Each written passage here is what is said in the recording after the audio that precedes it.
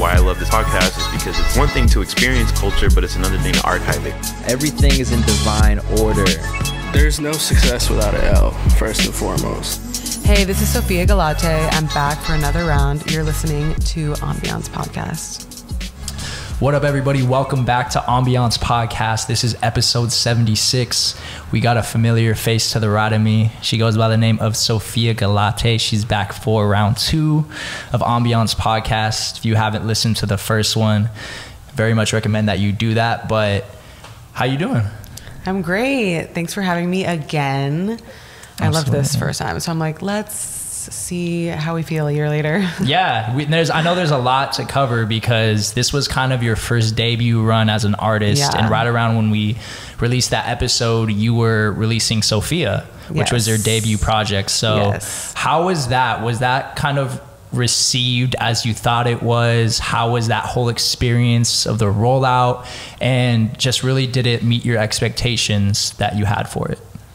Yeah, honestly, it was like the best day of my life.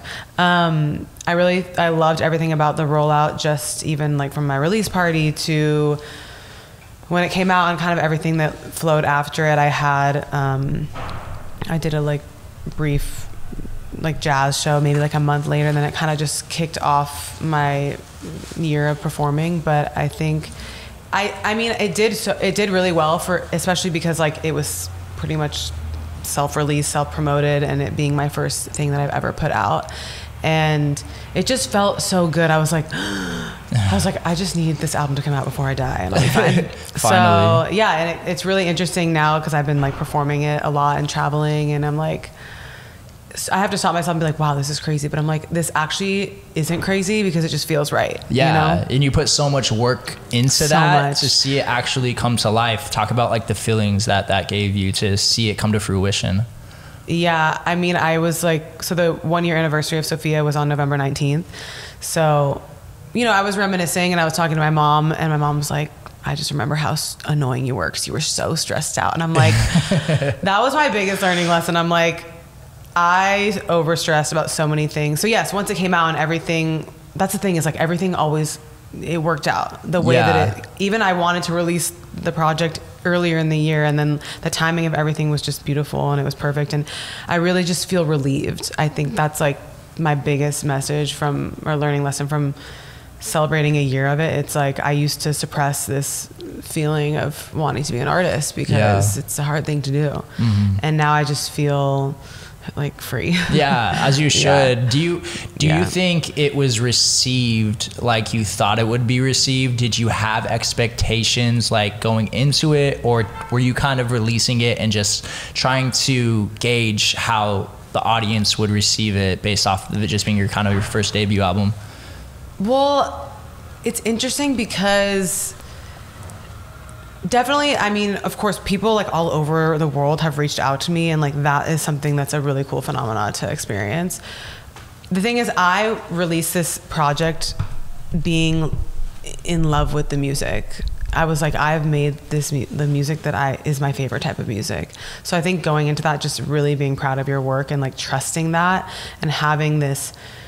And so many of my songs have become really relatable to a lot of people. And when I'm writing the songs, I don't think about that because I just write literally what happened to me, and it's very pure. And so people relate to that. Like they can sense when it's authentic. And that was something that was definitely a little bit unexpected too. Like my song Intimate Feeling became my most popular song, and so many people reached out to me like, oh my God, this is exactly what I'm going through with this guy or whatever. It's because like, these were things that actually happened to you. Totally. And it's so funny because so many artists don't write from the like exact stories that happened to him. And I was just talking to like one of my artist friends about it today, about how like some of my songs are about specific people and you don't know who they are. They just come the way that you like package it up and like give the song out. That's obviously about Frank, but some of my other songs that don't have a person's name in the title, other people relate to those so much, and so many people reach out to me and be like, oh my God, I've been through this before, I just never knew how to put it into words. So stuff like that was like so cool to experience. Those are priceless like experiences. Yeah, stuff like that was just super cool to experience, and really being able to you know, I don't know, I mean, I really just I put it out and I was just like dedicated. I was like, all I want to do this year is perform. So I'm really grateful that this music allowed me to do that, because that's my favorite thing to do. So Perform it definitely live. exceeded my expectations in certain places, certain categories and things like that, for sure. But there is this feeling that I have, especially for people who knew me before, where I wasn't, they knew me just working in the music industry and they didn't know I was a singer.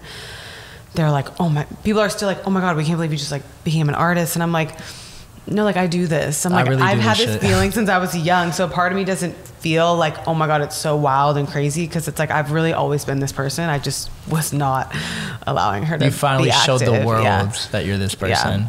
With that said, I wanted to get your perspective on this, just being an artist. Do you think it's not dangerous, but do you think it's self-destructive to have expectations going into releasing a project, or do you think it's something that's like healthy? I think, I mean,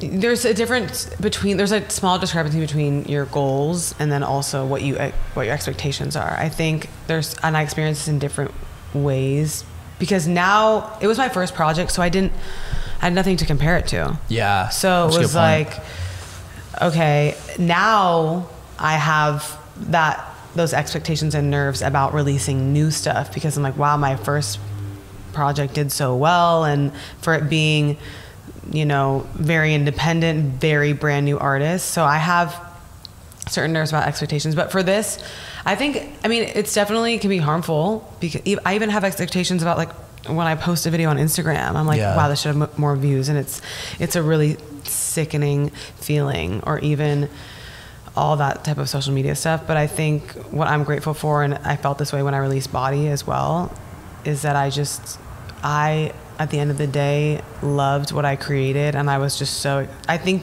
because I wasn't doing it I was like suppressing it. I haven't always been trying to be an artist. So the fact that I wasn't doing it for so long makes the high so much higher, because I had this like low period of like not doing it for so long. So I appreciate it a little bit more.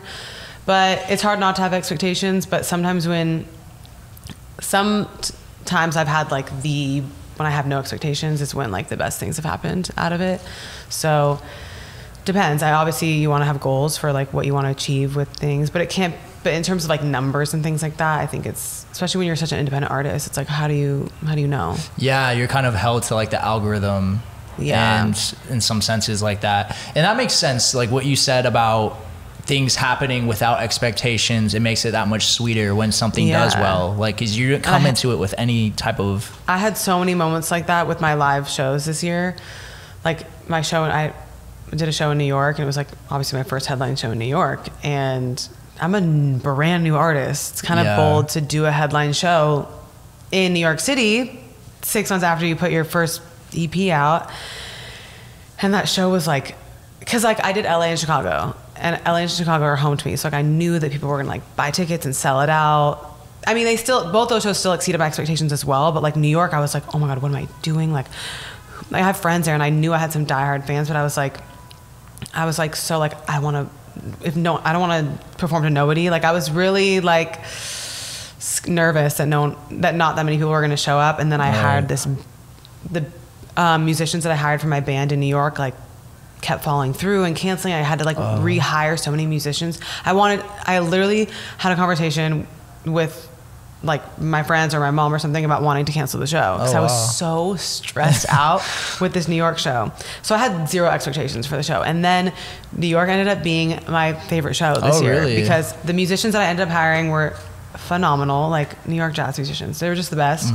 The audience was full, and it was really like equally in LA and Chicago. Majority of people that were there were fans, but majority of people that I knew, because I used to live in these places. So New York was like equally, probably like 50% people I knew, 50% fans. And these fans were like singing the words, like so attentive. I was like, so I had like, so from it being like so stressed out about this show, wanting to cancel it, thinking no one's going to come to it being, so having zero expectations about it and then it being amazing was just like the best feeling. Yeah, like you said, that high was probably higher than any other shows because of the fact that you didn't have any expectations. And because like my Chicago show, which was a week before, Chicago was lit. I was like, damn, like how am I gonna top this? Like it was, I mean, I wouldn't compete them against each other because Chicago was so special in its own way, and it's so special to me. But like a homecoming for you almost. Yeah, and the audience was lit. I played with like some of the best musicians in Chicago and loved them, and it was cool. Hell yeah. And speaking of live shows, you went on a run of them, right? And like they're very diverse from what I saw. Like obviously you performed in different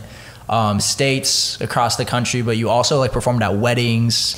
You opened up for JoJo, so it's like very diverse in terms of like, you know, intimate crowds to like solo shows to like opening up on like at a venue like the Novo. Yeah, so crazy. I started my year at the Novo, which is wild. Nuts. Yeah. I just love singing live. It's really, and I'm so comfortable on stage. It's just like feels really good. But yes, I loved the spectrum of everything in terms of weddings or venues in all the cities. So would you say New York? So New York was your favorite show, or like is there one that kind of? New York just stands out to me because it was like such new territory for me. Chicago was really special as well because it was just the people I played with were so fun to play with. The audience was cracking, like they were wild. And one of my professors who played on one of my actual records, like on the trumpet, he performed that song with us. So there was like a good amount of people there. New York was just special because I was just like proud of myself. I'm like, I'm gonna perform in New York City this year. I'm gonna do it. And then I also went to London, which was amazing. I ended up having 3 shows in the UK. So like that was a really proud goal that I accomplished this year, because I just had a goal just to go to London, because you know the jazz scene and like the soul scene is like super hip there. So I was like, my music will resonate. It's pretty crazy to think about that you were able to do that within your first year as an artist. Like that and just like happen. I went there by myself. I'm like, earlier this year I was just like, I just want to go to London.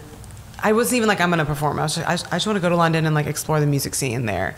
And then one of my best friends I grew up with got married in Italy in September. So I was like, okay, let me coordinate it around that time. And then I was like, let me just see if I can perform. So somebody here connected me with somebody there who booked me on this showcase, who then ended up booking me to open for this guy on his tour. So I did 2 of his shows as well. So wow, that was fun. How was the crowd out there compared to like a crowd in America? So the first 2 shows I did, I opened for this artist named Sun Little, who is a US artist, and he's kind of like soul, like folk, kind of like Leon Bridges vibes. Okay. And so like different type of music, but I love his music. Like I became such a fan. I mean, I listened to it before, but it's always weird opening for people. Why is that? Because you are singing to a crowd who doesn't know who you are. They're not there for you. That was what I was really nervous about when I opened for JoJo, because it's just, you have to capture you're working the crowd to a crowd who's never seen you before, like doesn't know your music. And so it's just like, it's hard to read their feedback because they don't know the songs. Like, so it's always a weird thing, but obviously it's incredible practice. And sometimes when you're opening for people, since they don't know the words, they're just like staring. So you don't know and I talk a lot at my shows. Like I talk about the songs, and usually if it's not my show and I'm opening for someone, I don't talk as much, but I'm like talking, and sometimes it's hard to read the audience. And then after I go in the audience and they tell me that I did a great job. But sick. So the crowd in London, but I had the shows that I opened for him. One was in London, one was in Brighton, which is like an hour and a half south of London. And then I did my show that was like me and this other London artist, kind of like this showcase for like female artists. And that was super intimate, but I have some diehard fans in London. Oh, you do? And they pulled up and they sang all the words. Oh, no way. That's gotta be a cool feeling. Well, London has been my top listening city on Spotify for like a whole year. Okay, so do you pay attention to that when you're booking shows as well? Do you like look at like where the demographic lies in regards to like your listenership? And also I know who my fans are. I like remember them. Oh, like when people reach out to me, and I've been like say, "Well, I love your music. Like if you ever come to perform in London, I would love." So then when I reach out to them and tell them, so that also gets me a nice relationship with them. So like in New York, I respond to all my fans and I talk to them because it's so valuable. Even like for me, I'm like, when artists respond to me, I'm like, I like them more, you know? 100%. And then it normalizes the relationship. And so a lot of my diehard fans in New York, I knew they were coming. And after the show, I met everybody. So when they met me, they felt like I was their friend. Because, and they are my friends. Like, some of my fans have like literally become my homies. That's so sick. So, yes, but obviously like LA, Chicago, New York, London are the most major cities. But I knew that I at least had some fan base in New York to be able to go there. Somewhere like probably Bay Area is a place where I want to perform next year, just because I know I have fans there that have asked me to perform there. Some are other like miscellaneous cities I probably won't go to yet. Yeah, but that's so awesome like though that you listen to like your fan base and like actually take it into consideration about like what you're doing with your career. Because like I know there's probably artists out there that don't really, they're too, not big-headed, but they're too like stuck in their own like lane, that they're not really paying attention to. The thing is, like, you can't do anything without them. So I love to talk to them, and I sometimes ask them for feedback on things. Like, I'm about to drop vinyl for both of my live album and my actual album in a week. And I've been really nervous about dropping vinyl because the company I'm doing it through, you have to have like a certain minimum to be able to work with them. And I like hit my fans and like, just to make sure like I know that I have fans that will buy vinyl. Like, I ask them, yo, I'm dropping vinyl. Will you buy it? Yeah. Just so I know. Like, so I gauge use the demand for it, right? Yeah. That makes sense. Something you touched on earlier was just like not really being scared to perform live and like having the confidence to do so. And you have always struck me as like such a confident woman, and like always just been able to like radiate confidence in my eyes. So have you always kind of been like that since you were a kid? Like, is it that you're just so like, you're so confident in your skills and your ability that makes you that way? Or the level of confidence I have now is a different level than it was my whole. I do feel like I had confidence in this kind of like wanting to be, I don't know, this level of that aura in high school, but it was also kind of masked by, like, I am actually really sensitive. Like, oh, you are? Yes, and I feel I learned that through writing songs, because I didn't really write music until I wrote these songs for this project. And I'm like, becoming an artist, I realized how sensitive I was, because like, if you listen to my music, like, this is emotional, like, music, lyrics and stuff like that. But there's a difference. You can still be confident and be sensitive. So I think in high school, yes, I did, but the level that I'm at now, probably more so in the past like 5 years, especially because when I was doing other things in the industry, I was insecure about wanting to be an artist, and I was insecure about like being who I really wanted to be, especially being a manager and being a young woman. There was places I went, I feel like I had to dress a certain way, or I couldn't act just things like that. So it wasn't, but now that I'm doing what I love to do, I'm like being myself fully, and I'm confident in that. I'm definitely confident about performing and singing and all that type of stuff, but there's certain aspects of the career that I'm maybe a little bit more insecure about and stuff like that. But I've kind of always had it, but just through other things that I've gone through and stuff like that, I've had to work on it more. And especially, I have this like muscle memory from performing when I was younger, but it's kind of like the artist confidence is a whole different level of things. And now that I am just fulfilling what I need to do, I feel it more. Do you separate the like artist confidence or the artist persona from like the real life Sophia? Are they the same person? So it's interesting.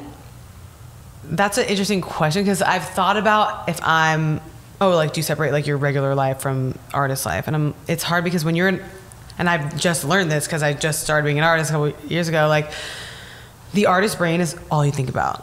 Like, it's so hard to think about, like, some of my friends one time have been like, can you just like turn off the artist thing for like a day? And I'm like, no, like, you go to sleep thinking about what you have to do and all these things, other things you have to do all the time. So, but yeah, there's other things I'm maybe not as confident in, just other personal things, maybe things that I like in relationships or stuff like that. Yeah. Certain real life, other emotional things as well, or just if I was doing other work outside of being an artist, stuff like that, for sure. But I think the confidence with just who I am and how much I love myself definitely is something that people see when I'm in relationships with them as well. So right, yeah, and it sounds like from what you're saying, you know, having this big fear of being an artist or just taking that leap to be one, you accomplishing that and getting past that has just brought you to a new level of confidence. That's like, and it probably is interesting because it's the way that people see me as an artist. And I think, you know, most people that meet me now are like fans or go to my show, like, you don't know that I was a manager and was like freaking out about wanting to be an artist for 5 years, because like now I just live in it. And I remember for so long, like at the beginning of when I first started performing, like I would talk about that. And my mom, like even at my shows, like in my show in LA, my mom's like, she's like, you don't have to talk about it as much because you're an artist now. Like, be confident with that. This is your show. You don't have to be like, oh, I was scared. Da, da, da. Like, yeah, it's part of the journey. Do you think you were kind of speaking to yourself when you were like telling the audience? I do think that's like a valuable part of my career. There's certain ways to, you know, just for people to know, like, no, I wasn't always like, I'm going to be this great singer and come on stage and be like, this is what I do.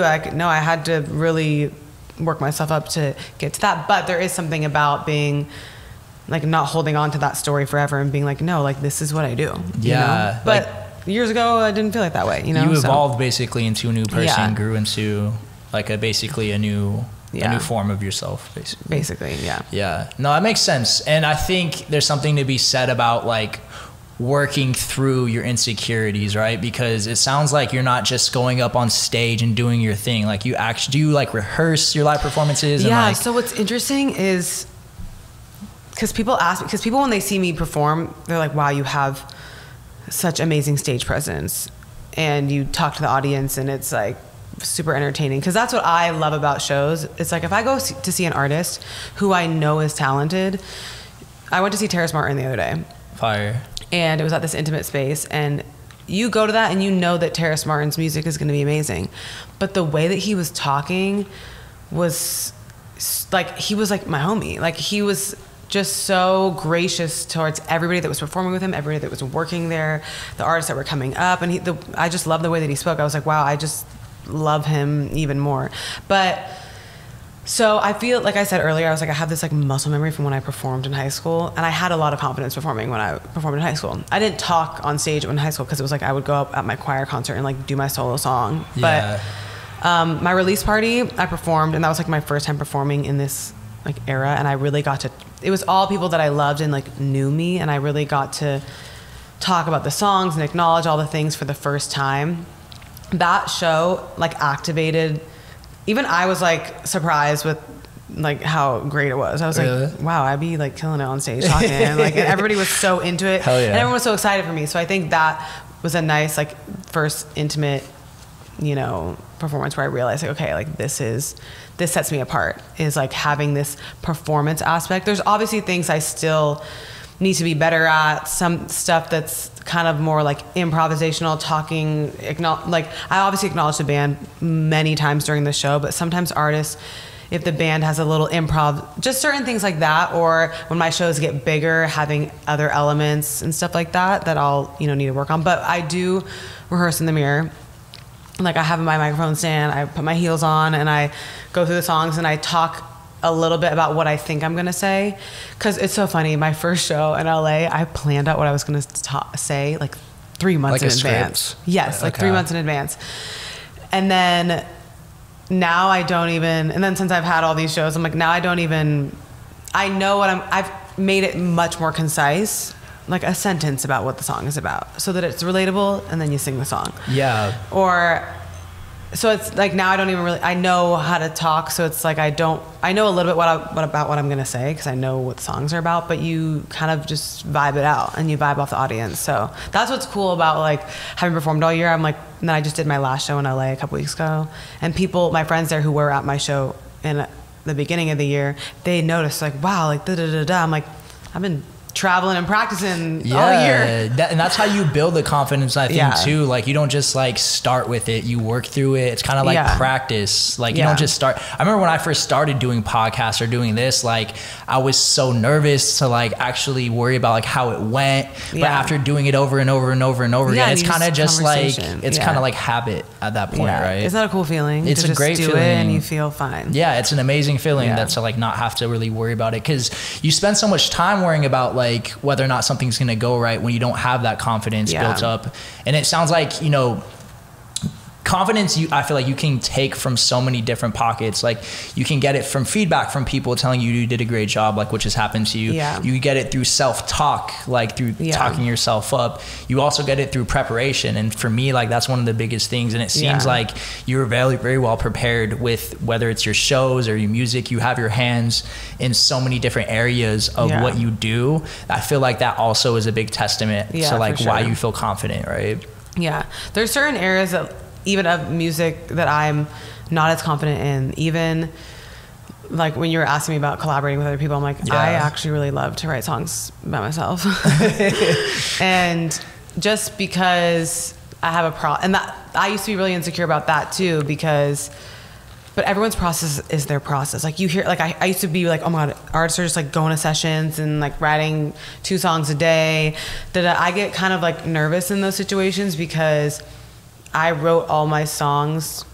Initially, I write them like alone in my bedroom, and then I take them to other musicians and like co-writers, and like then we build it and just make it. But I like the initial idea. Sometimes I go to sessions and I'm like, oh my God, what if I don't come up with anything? Like, I still get insecure about stuff like that. But it's like, but the songs I write I am absolutely confident about them. I'm like, Intimate Feeling, this is the best song ever. I'm like, so it's an interesting space to be in.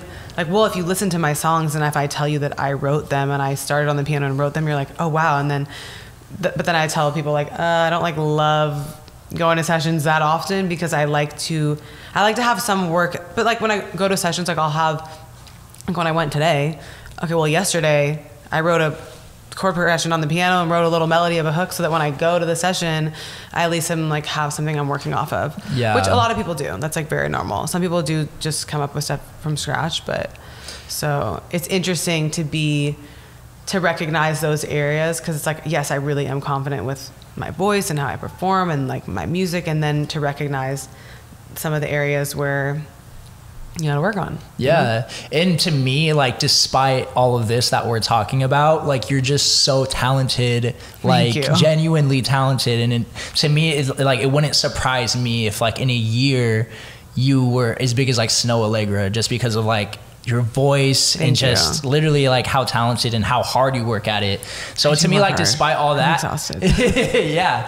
And to me, like, that over everything else too is just like, you literally being talented despite all these other outside factors has to be like a big testament as well to like the confidence I appreciate factor. that. And I remember talking to like my other artist friends, talking about how I was insecure about that, being like, oh, I don't like go to sessions and write with, and they're like, yo, whatever your process is your process. You be writing hits in your bedroom, then keep doing that, whatever, you know? Don't fix what's not broken. And also the way that I kind of go about it too is like when I have an idea, and you know, then I bring in better people to produce it out or play on it and make it better. So I kind of like that process, especially because my songs are really personal. Yeah. So.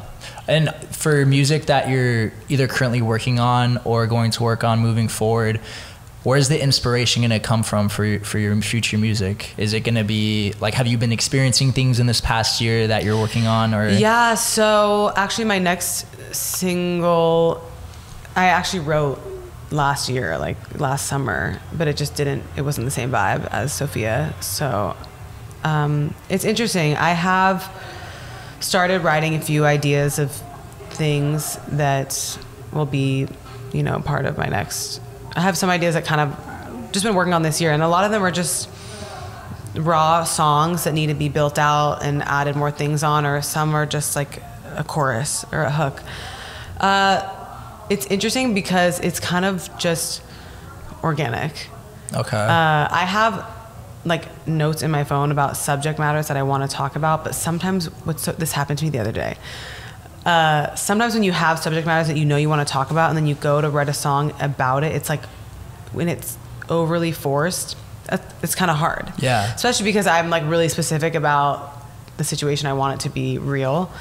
So there's this concept that I had been wanting to write about for a while, and I've been talking about this concept for like all year or something, but I couldn't really find a song or whatever to write it to. It just had never happened for me yet. And then I was literally having a conversation about this same subject on Saturday with somebody, and then I went home and I found this like old instrumental to a song that I wrote 2 years ago that I don't want to use those vocals for, and I wrote the concept to this song. So it's kind of I don't know, you kind of have to be prepared and then also just ready for it. So, right. But it's also like something I experienced like in my past relationship. Obviously I sing soul music, R&B music, and it's obviously all centered around like relationships and love, but I really kind of don't want it to always be about that. Right. Of course,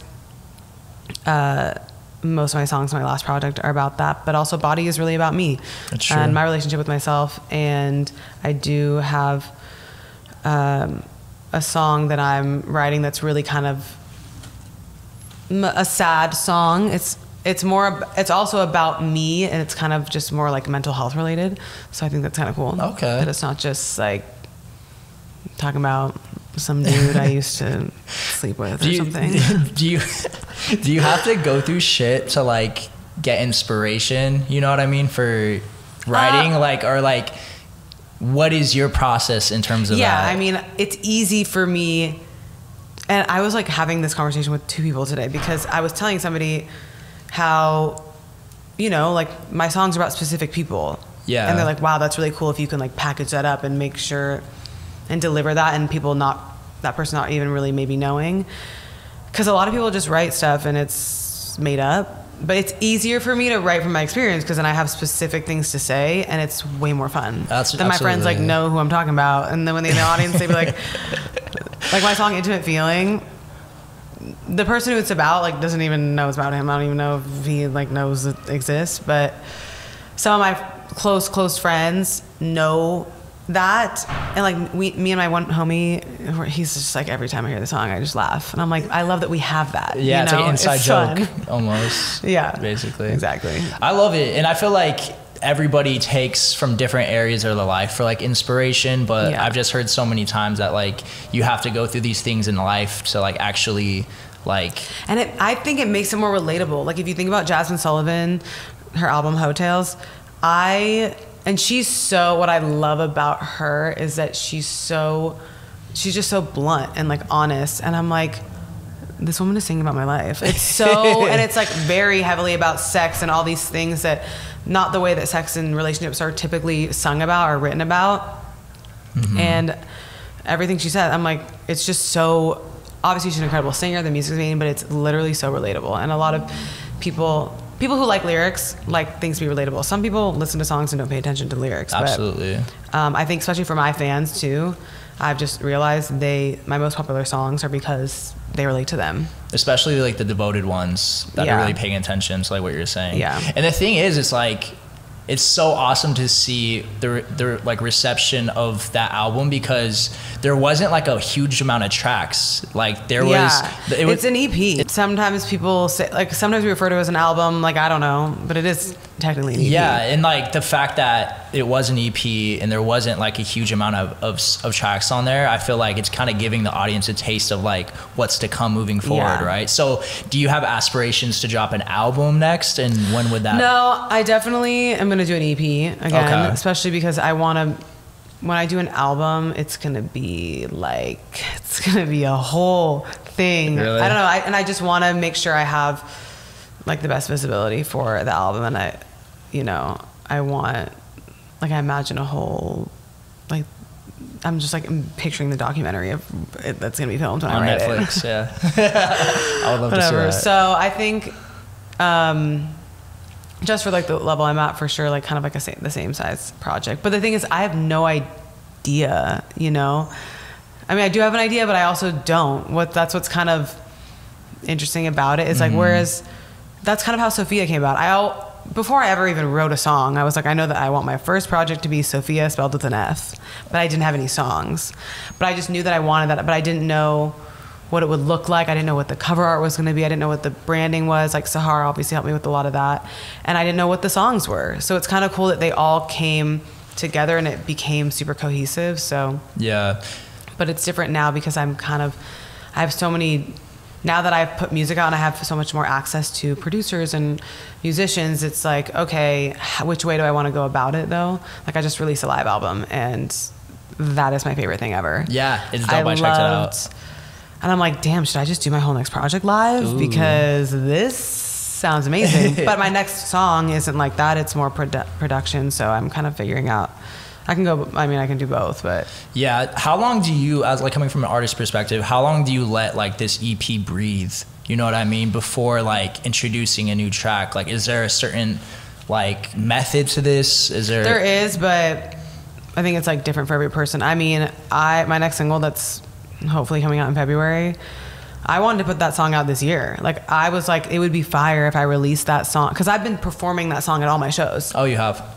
The live version is super different than the record, but I was like, that would be so cool if I dropped the song like right before I did my Chicago and New York shows, and then it's like out during the summer and I'm like, oh, I released a new song, like I'm singing a new song, you can go, you know. Yeah, I wanted to do that, but I just couldn't because I was traveling and I'm like a one-woman show to be able to release music. So I don't know, it depends how you view it. In my perspective, I'm like, wow, I stretched my rollout for a year and I dropped a live album on the 1-year anniversary.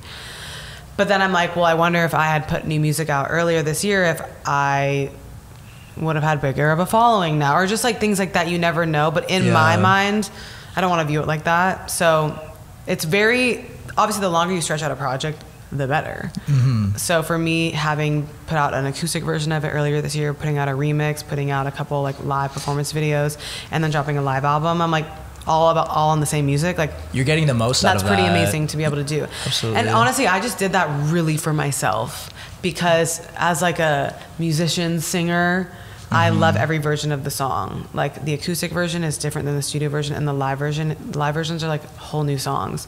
And that's what I love about music. Like all my songs start on the piano, so I always want to deliver an acoustic version because it gives it a different feel. Same with the live. So, but I mean, a year and then 4 months. So like if my single comes out in February, that'll be a year and 4 months. Like, okay, yeah, you need to put a song out. But luckily I had this song done. So it depends. Yeah. Some people drop 2 EPs a year, but you know, probably have more money than I do. But it's really cool to see like everything that you're doing with it. Like you said, dropping acoustic versions, live versions. It's not like you're just drop the EP and then let it like breathe by itself for like a year. I'm like, wow, I did a really good job this year. I'm like, I drop acoustic versions. I toured these songs. I put out the live. So I'm like, wow, but it's an interesting, that's what was cool about putting my project out at the end of the year, so that I had like this whole year. So now it's interesting I'm definitely slowing down a little bit on the shows so I can like merge into just writing mode, but it's weird to like figure out how the seasons of your artistry change. Like now I feel like I'm totally in a different season. Yeah. And then I'm like, oh my God, I'm releasing a new song so soon. Like that's so, I'm like, what? February is like tomorrow. Yeah, it's coming up all so fast. Yeah. Do you have aspirations to ever like venture into different sounds, such as like, I don't know, like getting into more progressive, like neo soul type of music, or do you kind of want to stay in the soulful R&B jazz type of pocket? Well, that's like progressive music, like who would you say? I don't know, like Monty Booker produced a song for you or something like that. You know what I mean? He's like my homie. I like tell him all the time. But the thing is,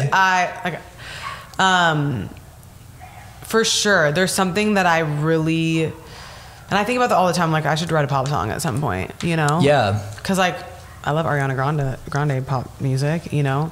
There's certain pop music that I hate, but I definitely don't want to be like jazz fully, and I'm not. I would never claim that, but that's why I like this like neo soul pocket that I sit in, because I can fall under R&B, I can fall under jazz, whatever, and there's no one else really doing it like that right now. But no, even my next single, like I literally wrote that. It's a beat. It's not like a Monty Booker type beat, but it's like a song that I wrote to a beat. And for so long I was like, oh my God, I might have to like re-record parts to make it more live sounding. But the song is so good and I love it. So definitely for sure, I think I want to, because there's always a thought of, okay, realistically, how far can somebody who sings kind of like jazz like go? But then you think about like Amy Winehouse, obviously the time was different, but she became mainstream. Her second album skewed a little bit more pop, but it still had that like soulful like jazz influence. So absolutely, I think I just really like love the realm that I'm in for sure. Yeah. So, but you're not opposed to like just potentially trying out. No, not at all. Some like beats I like love, like some like I do really want to like collaborate with a certain type of rappers. Like I want a rapper on my next project, stuff like that. What would be some like dream collabs for you if you could work with certain artists? There's so many. I mean, some are not even that crazy, like just because like John Legend is like the reason that I sing and play piano. Like he would be good. But even like PJ Morton would be amazing. Even other like, I don't know if you know who Alan Stone is, but he's like this white dude that sings soul and he's amazing. I'm trying to think. But also I have a lot of like, I want to work with like Salam Remy. Like, like that. But Hiatus Coyote, like there's a lot of not even people that are like so famous, really. I mean, these people are famous, but they're like not so out of touch for you to actually. John Legend is out of reach, but you never know one day. But I'm like, I want like a Sophia's interlude on a Drake project. Yeah, like I need that. Exactly. That would do probably wonders. That would be so cool. I honestly could see that happening on like his track or somebody else's. So, yeah. Yeah, I'm sure. I'm already told you yesterday. Masego would be a dope one. Oh yeah, so Masego, like I told you, I was like his biggest fan, like back in the day. That would totally like align for sure. So that would be fire. Who else? I just like really. So like when I think about like what rappers rapped with Amy Winehouse, you think of like Nas. I'm like, who has a voice? I'm like, D Smoke would be fire over my like jazz instrumentals because he like does that sometimes. So yeah, the sky's the limit in terms of like who you can work with, I feel like. And also not even like talking about like the music side of things, like how's everything else been in your life, like outside of music, have in the past year at least, like what have you been doing like for yourself? Are you like doing anything in terms of like new hobbies or like self-care initiatives for yourself? I feel like I always am like pretty good at self-care. Like I exercise a lot. Yeah, you're active, I've always right? been exercising every day of my life, so it's not really like that's like a new thing. But I don't know, and I feel like it's hard for people to ask artists this because especially this is my first year, so it's like I've been waiting my whole life to just only do this. Yeah. But I did travel some other places with friends this year and, spend time, even just like being in Malibu is peaceful and like taking time for that. I take a lot of baths, which is like really, really good for my mental health. And like something as simple as that really helps me. Okay. So you have, do you have like different methods for yourself to kind of, I don't know, like take a step back from everything that's going on because you have so much going on? Yeah, for sure. And even like, honestly, I get a lot of joy from catching up with like I'm always talking to my friends everywhere. Like I love that sense of just like joy and like community that I get, even just like going out with my friends, going to things, dancing, stuff like that.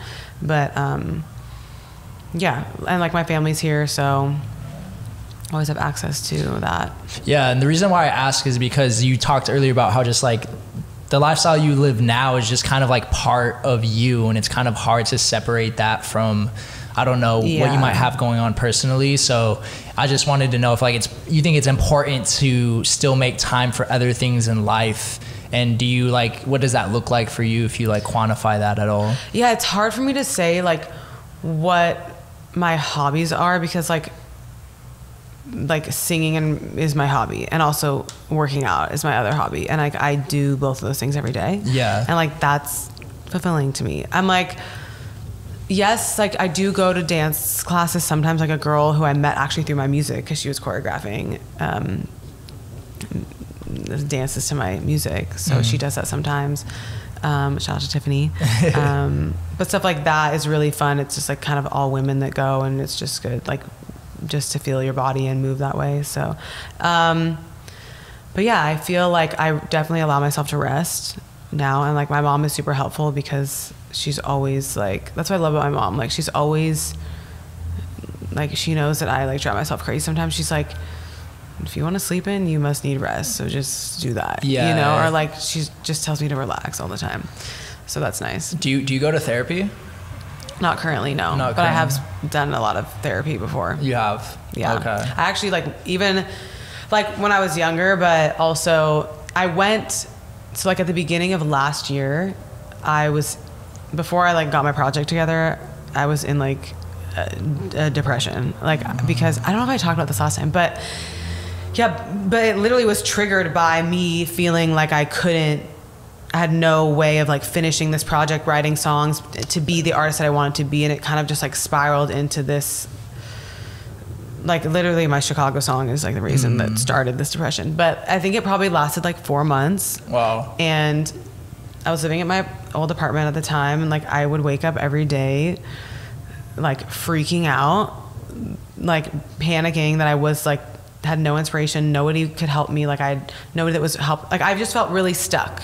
And I felt like my song Body was already out, and then I was like, oh my god, I don't even have a project to follow it up with. Like basically the world was kind of opening, and I like out of COVID, and I felt like every artist was just like rushing to their success and like getting all these things. Like the world was opening up and moving so fast, and like I couldn't move. Like I couldn't do anything. Like I had only like 3 songs kind of that were just so unfinished, and I just felt really helpless. And I just remember waking up every day being so stressed. So funny, I was just reading some of my journal entries about this time. Oh, so you recently. journal too? Yes, a lot. Oh, okay. And mostly physically, but sometimes I do like I have like a digital journal as well.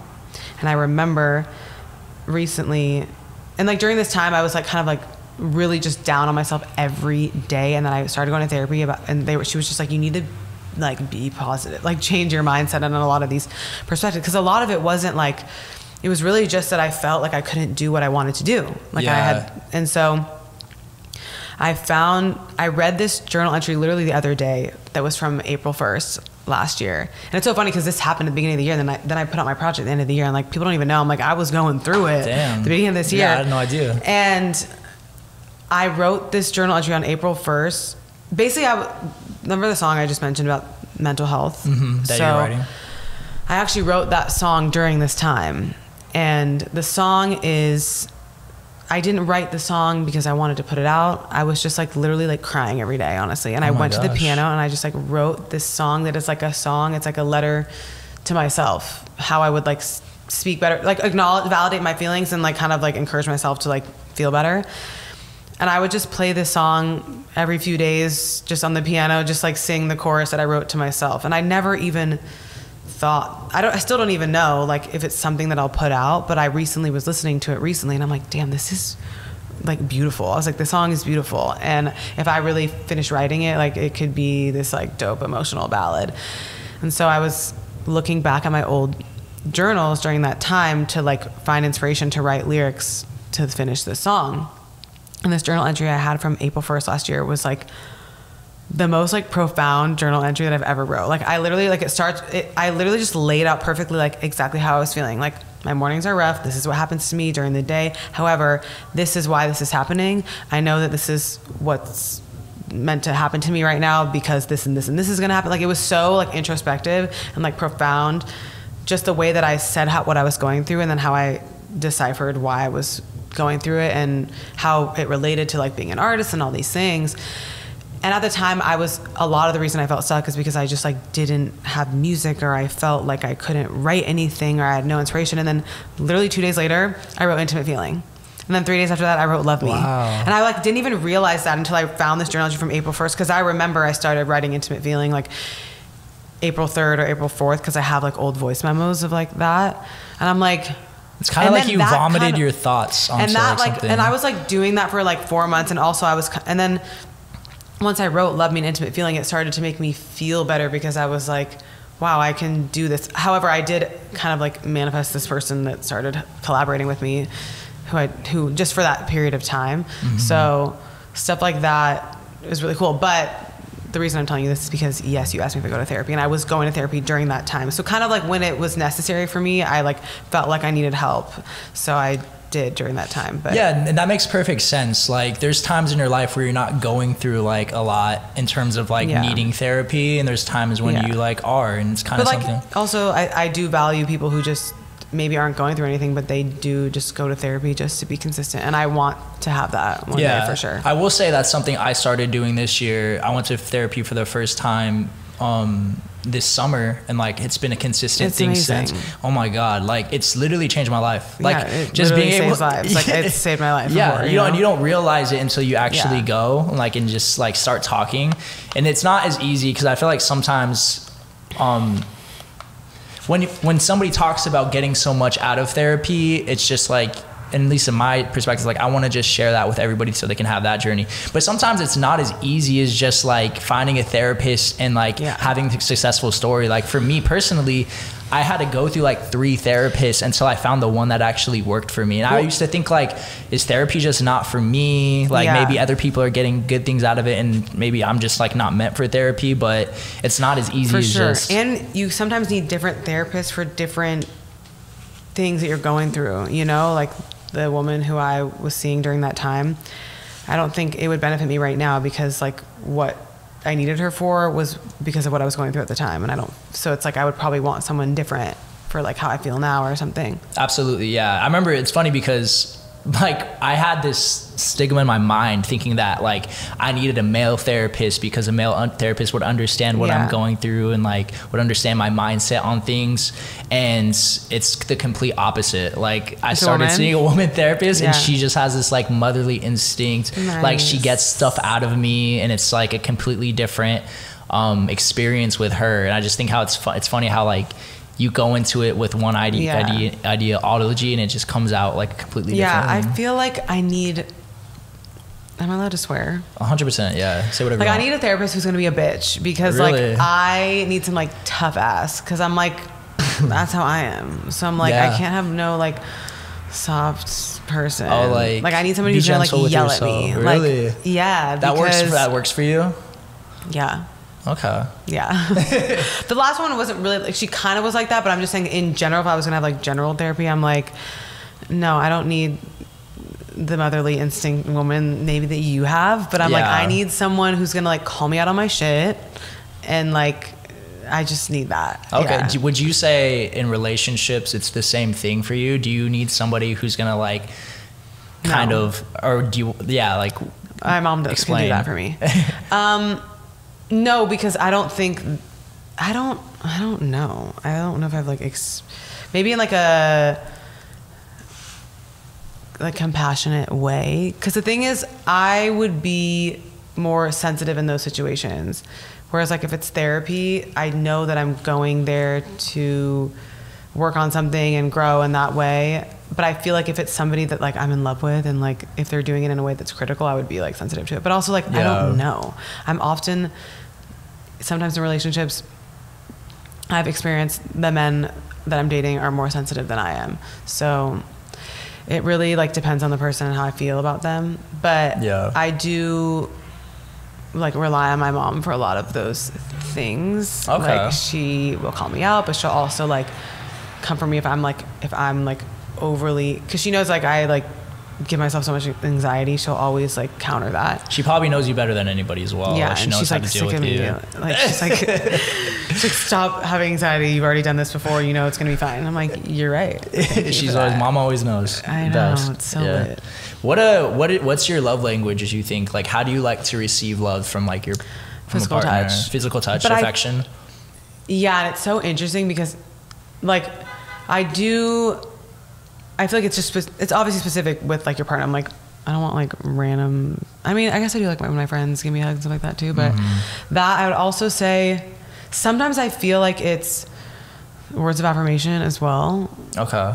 Like, but I would say mostly physical touch. Mostly physical touch. What's yours? That's a good question. I would say, obviously, like this is probably the case for most people. Like the way I like to show love is different than the way I like to receive love. I think everyone's is different. Yeah, so like for me, definitely physical touch and affection is like a huge thing for me.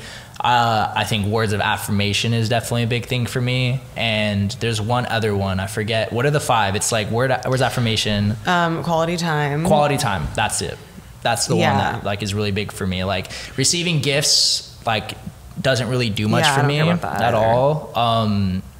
The other one doesn't really do much for me at all, but like quality time, I would say, and physical touch are probably like my top 2, and then words of affirmation is definitely what do you like important to for me. give? I love to do acts of service. Yeah. That's like one I love to like do, and then also quality time is one that I also like to give as well.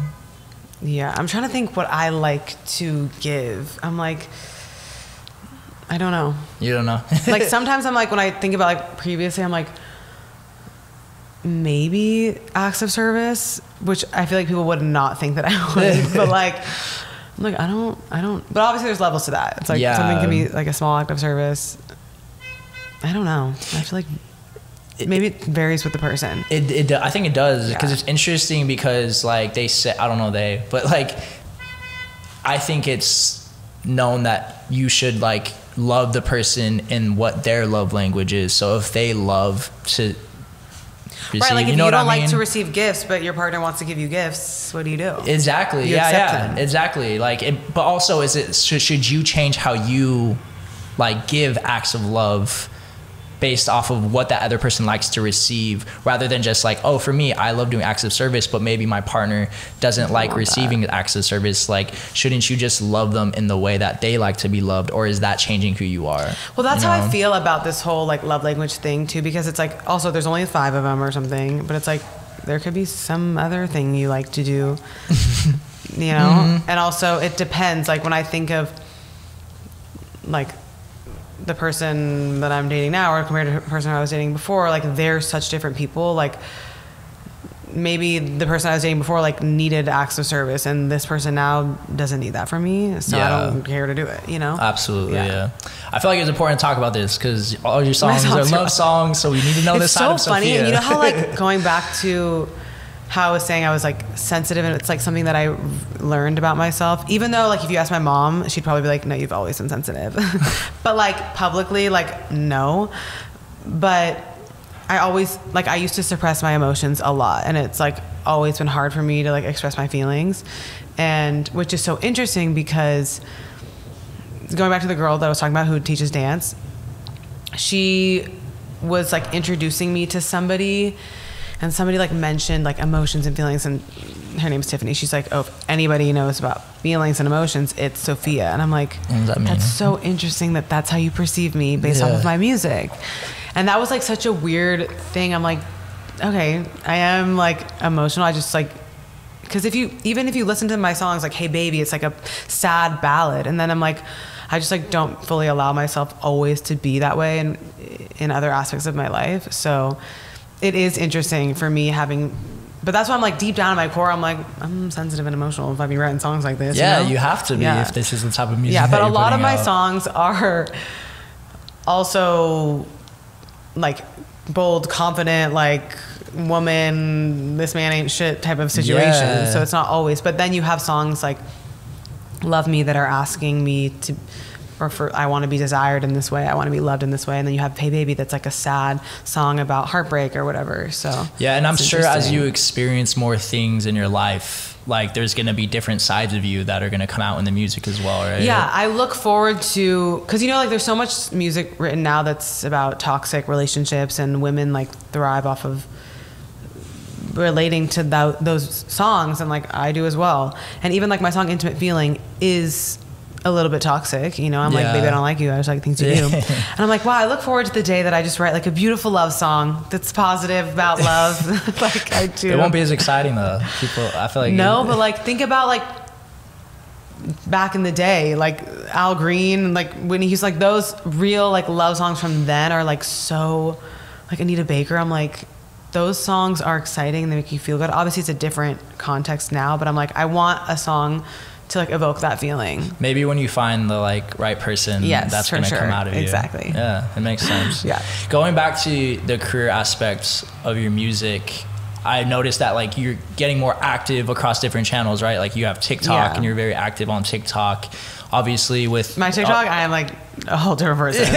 I do a wide array of things on TikTok. Yeah, you do, but honestly it's very entertaining. And it's I know. I think that I love it about TikTok because it's like, sometimes I'm like, okay, however, I do want my videos on TikTok to pop off of me singing, but it's really hard to do that on TikTok now. And I'm also like, but maybe they want to know like, man, I'm just human and this is the other weird shit that I do. So you actually, you do have content that relates like to what your life is outside of just the music. Yeah, I would say Instagram is like mostly for music, but I think like TikTok, you can like spam the feed because that's how I feel. And I just feel more comfortable doing that stuff on TikTok. Whereas like Instagram is still like, I mean, I still like Instagram better because for like rolling things out and like presenting things, like Instagram is just better for that and for like sharing and messaging. But TikTok is fun to just do whatever. Yeah. And how are you coming up with these ideas? Is it just kind of like on the fly? I honestly feel like I don't even think about them. But I also like feel like I need to do so much better on TikTok. Like TikTok is like a really stressful thing for artists. I know, yeah. And sometimes, and it's annoying because, you know, like I owe TikTok a lot of credit for my project getting to so many ears because I had this video that popped off of my song Intimate Feeling. I was just in a limo singing it with my friends. Like the day that my project dropped last year, what I did to celebrate is like I rented a limo just with my girlfriends, just so I could, and Gianni, and just so I could aux cord play my songs and drive around LA. Oh, that's so sick. And there's this 10-second video of me and my friends singing the like most toxic line in the song. It's literally 10 seconds. And I was just posting on I just post on TikTok every day because I'm like, it's important to be consistent. Yeah. And lately I've been veering off in like random directions and I'm like, okay, I don't need to like go that random. And I just post this video because I was like, it's a cute video of me singing in the car with my friends. This video got 500,000 views. Oh shit. And everyone was like, but then it made so much sense. I'm like, okay, people on TikTok just they want to be somewhere. They want to be related to. And so like everyone saw a bunch of like hot bitches in a car singing this song about this toxic ass man. And they're like, wow, I want to sing these lyrics. I want to be with these girls. Like they look like they're having a great time. And it like blew up. And I was on top of it though. I was like responding to everyone. Like I made a smart link like just for the song. I was going live on TikTok when it was like popping off. Like, and so like a lot of like my New York fans, honestly, were like my TikTok fans or so like I've met a lot of people that have, and in Chicago too, like a lot of people have found me like through TikTok. So there's moments like that where I'm like, damn, like that, like stuff like that makes me like nervous for my next release. I'm like, oh my God, I have to have like a TikTok moment. And it's just like so it's draining. Yeah. It's exhausting. And I think what's special about that video that happened to me is like, I wasn't thinking about it. I was just posting stuff because.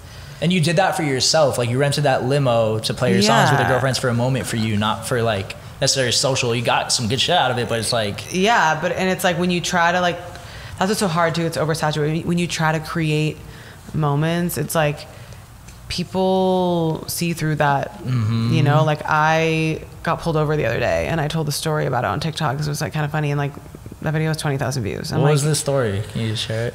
Yeah, so I was driving down Malibu Canyon. I was coming back from this like place in North Hollywood called Verse. Like some of the guys I play with were playing jazz there. It's like a restaurant as well.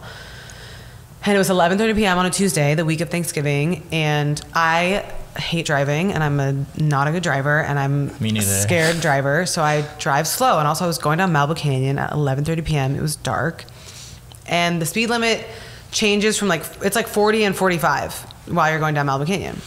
And somebody was tailgating me. And like, you kind of like get alarmed when somebody's tailgating you, but it was a cop, and I didn't know it was the whole time. So I'm driving. And like, I'm paying attention to my speed limit because I'm like, somebody's tailgating me. Let me make sure I'm at least going the speed limit. So tailgated me the whole way down the canyon. When I got to the bottom of the canyon, they like turned on the siren and like I went on the speaker, flashed the lights, you need to pull over. I knew that they were pulling me over because they thought that I was drunk because I was going too slow.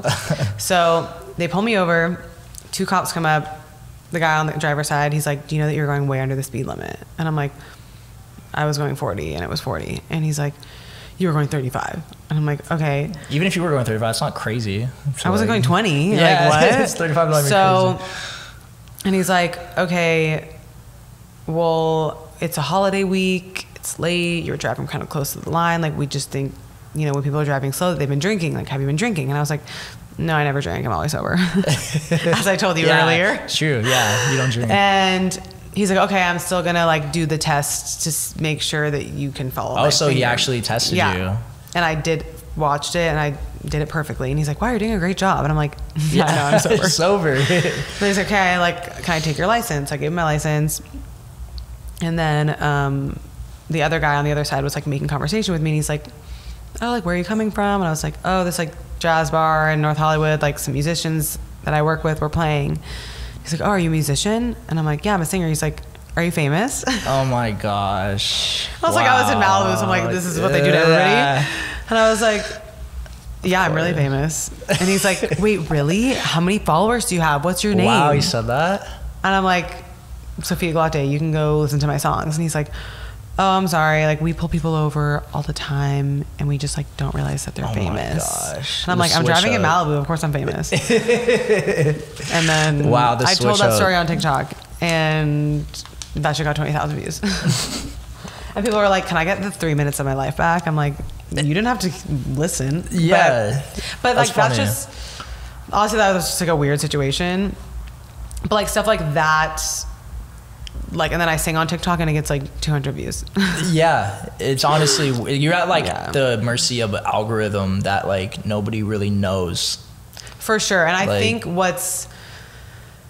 don't know, I try to, because I still do sometimes, in terms of like the follower thing, I don't have that many followers on social media, but I sell out shows, you know? Yeah. And a lot of artists with 100,000 followers can't sell 200 tickets. So it's like, okay, well, I did all of this year with the amount of following. I'm like, so it doesn't matter. Yeah. But it does matter for like things, you know, like if you want to get signed or want to do the other things, you want brand deals, stuff like that. It's so annoying. And it's like, well, I actually have like real fans that I know that are going to show up for me and stuff like that. So there are moments that I do, you know, like I value my talent and I'm like, damn, I like wish I had way more followers. So it's like, I do succumb and get sucked into that. It's hard not to. Yeah. And then sometimes I'm like, it doesn't matter because I just sold out my show. So who cares? But it is like, I had a moment today where I like literally had that. I'm like, this girl who sang with me at my show in London, not with me, she had her own set. She's like the best vocalist I've ever heard because London just has people like that. And like, she posted this video of her on Instagram Reels that like I went to her page today and I'm like, when I played the show with her 2 months ago, she had 10,000 followers, and I went to her page today, she had 30,000 followers. I was like, how did this happen so fast? Yeah, especially on Instagram. And then she had a video that got 400,000 views on Instagram Reels, and I'm like, where's my moment? So that's another thing too, because obviously you're very consistent with your content across the channels.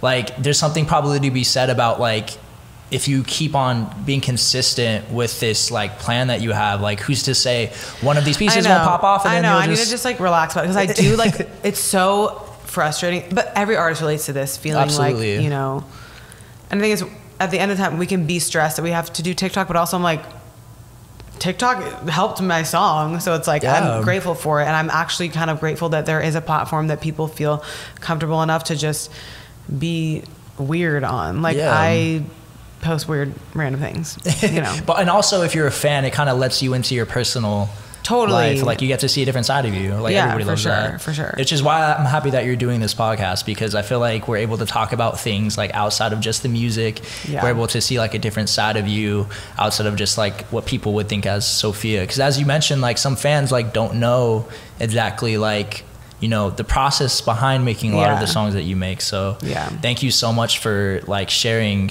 such vulnerable parts about you. Thank you. I appreciate that. I like talking, so you're good at it. You're like I said, you're confident. You're like unapologetically yourself. Yes, thank you. And I can appreciate it. I appreciate your podcast and having people on, and a lot of people that we know, and a lot of all the creatives that you have on here, we all kind of like share space and hold space for each other. So absolutely. Cool. A lot of talented people. You have a lot of talented friends, and I'm like so excited to be able to provide an outlet for everybody. Yeah. So that said, do you have anything you want to plug? Anything coming soon that people should know about? Where can people follow you? Everyone needs to listen to my live album that I just released. I released like a Sophia live album, and I really like this better than my regular album because it really just, first of all, the musicians that arranged and played the songs, they're all part of this band called Catalyst, and they're just the best players. So I just love these arrangements, and I love that I was able to release a live album after my year of performing live for the first time, and it just really, really shows off like our talent as musicians and me as a vocalist. Just like I love these arrangements. So my live album is out. I'm dropping vinyl in like a week, both for the regular album and the live album. And you can follow me, Sophia Galate, everywhere. And I have new music in the new year. So, exciting. Yeah, excited to see what's to come from you. Very, very proud of you, very happy for you. Thank you. And I think you deserve everything that's happened and also everything that's coming. Like I said, I wouldn't be surprised if like in a year you're just on top of the world doing your thing. So thanks so much for joining. If you're listening to this, keep doing what you love. Stay tapped in with Sophia. Stay tapped in with Ambiance. And with that, we'll catch you next time. See ya. Peace.